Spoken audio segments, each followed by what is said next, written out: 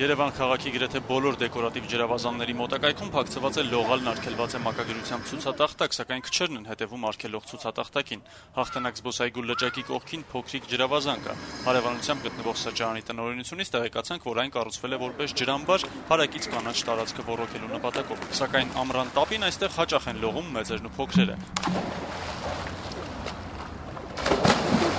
Արգեզեն ջուր ալսում ասեղ, հետո շաբաթ մեկ ժավել ալսնում է, որ մաքրում է։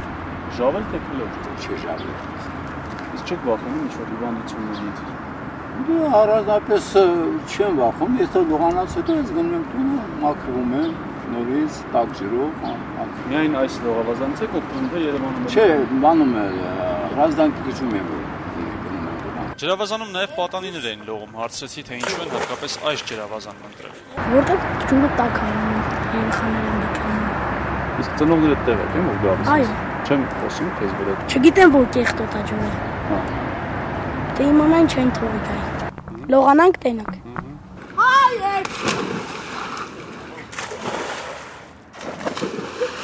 Դեկորատիվ ջրավազաններում հիգիենիկ հակահամաճարակային վիճակով զբաղվում են պատկան մարմինները։ Դեկորատիվ ջրավազանները նախատեսված չեն լողի համար, դրանք միկրոկլիմայի համար են եւ արտաքին տեսքի համար են եւ այսպես ասած նրանց ջրի որակը չի պահանջվում, որ համապատասխանի լողի համար նախատեսված ջրի որակին։